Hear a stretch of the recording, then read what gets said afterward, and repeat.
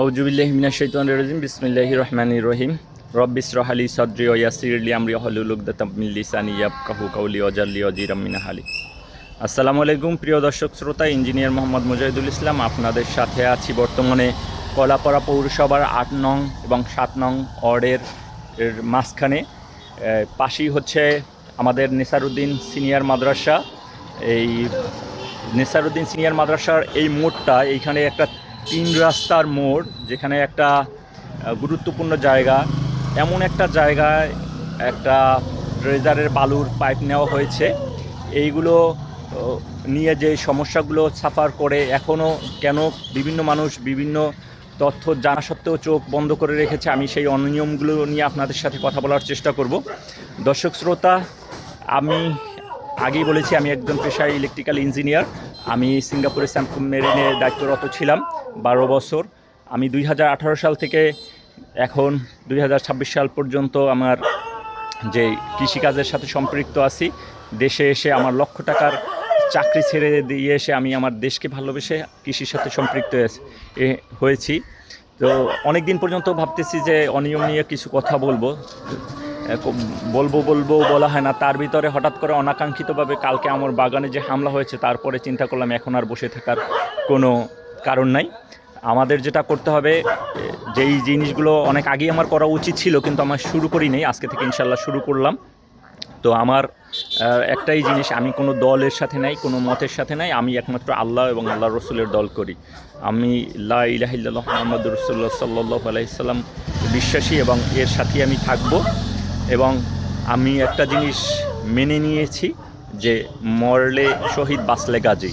তো আমার এই ভিডিওর পরে হয়তো আমার উপরে অনেক হামলা মামলা অনেক কিছু হতেও পারে, I don't care about that. আমি যেটা বলার জন্য এসেছি আজকে এই ভিডিওতে, আমার পাশে এই গুরুত্বপূর্ণ যেই রোডটার পাশে আপনারা দেখছেন, এইখানে এই পাশে যে বিল্ডিং হচ্ছে প্রায় 2 বছর পর্যন্ত তাদের বলার পরও তারা কর্ণপাত করছে না।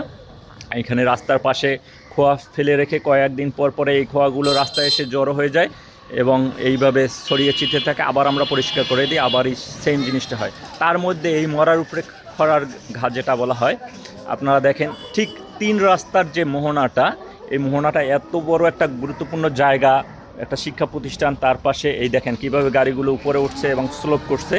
এর পাশে হচ্ছে টার্নিং পয়েন্ট, যে একটা গাড়ি এখান থেকে আসে যে টার্নিংটা করবে, সেই টার্নিং করার জায়গাটায়ও একটা ড্রেজারের পাইপ। এরপরে এই গাড়িটা এখান থেকে উঠে কিভাবে এইদিকে স্লোপ করে আমি জানি না। এবং এই খোয়াগুলো প্রতিনিয়ত একটা 2টা গাড়ি যখন পাশাপাশি ক্রস করে পাশে গেলেই এই খোয়াগুলো এই পাশে পড়ে যায়।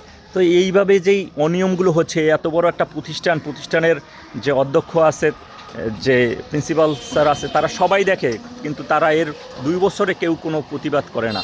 প্রশাসন প্রতিনিয়ত, এই রোডটা ব্যস্ত রোড, এখান থেকে পায়রা বন্দর কর্তৃপক্ষের যত গাড়ি আছে সবাই যায়। তো এইখান থেকে এত ব্যস্ততম একটা রোড, যেটা পৌরসভার সাথে পায়রা বন্দরের সাথে লিঙ্ক, কেউই কোনো উদ্যোগ নিচ্ছে না। কেন নিচ্ছে না আমি জানি না। তো আমি আশা করি এই ভিডিওটা আপলোড করার পরে আপনারা এটা সরিয়ে দেবেন। এই কলাপাড়া পৌরসভার যে অনিয়মগুলো আছে, এর পাশে দেখায় এই কনস্ট্রাকশন কাজ করতে গিয়ে 2 বছর পর্যন্ত আমরা যেটা সাফারিং করি, রাস্তার ভিতরে এইভাবে পানি জমে থাকে। তারা তাদের মানে অতিরিক্ত যে মাটিগুলো ছিল এমনভাবে রেখেছে, ঘরের যে সিঁড়িটা করেছে সেটা পানির মধ্যে মানে করেছে যে পানিটা এখন নামতে পারে না, এখানে পানিটা জমাট হয়ে থাকে। আমরা যারা মসজিদে যাই বা স্কুলের ছাত্রছাত্রীরা আসে, একটু বৃষ্টি হলে আরও পানি জমে যায়, পাশে ইট, এখান থেকে 2টা গাড়ি ক্রস করতে পারে না এই পাইপের জন্য। সব কিছু মিলিয়ে এই টোটাল এই বর্ষার সিজনটা আমাদেরকে এই পানির ভিতর দিয়ে প্রতিদিন যদি আমি 5 বার মসজিদে যাই, 5 বারই পানি ভিজে যেতে হয়। তো আশা করি এই পরিবর্তনগুলো নিয়ে সচেতন থাকবো প্রতিনিয়ত। আর এরকম অনেক অনিয়ম যেগুলো প্রতিনিয়ত হয় সবগুলোই আপনাদের সাথে তুলে ধরবো ইনশাল্লাহ। আপনারা যদি আমার কাজটা ভালো লাগে ছড়িয়ে দিবেন, যাতে আমাদের ভিতরে যারা আমরা এই কাজগুলো সঠিকভাবে করতে পারি। এখানে কিন্তু আমি শুধু প্রশাসনের দোষ বলবো না, এর পাশাপাশি আমাদের নিজস্ব কিছু গাফিলতি আছে, যেগুলো আমরা যদি চাই নিজেরাই আমরা অনেক কিছু পরিবর্তন করতে পারি।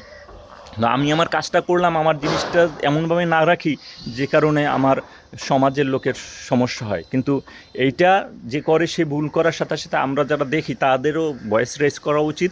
যদি আমরা ভয়েস রেজ করি তাহলেই পরিবর্তনগুলো আসবে, ইনশাল্লাহ আমাদের সমাজটা সুন্দর হবে। ভালো থাকবেন সবাই, দোয়া করবেন। আসসালামু আলাইকুম।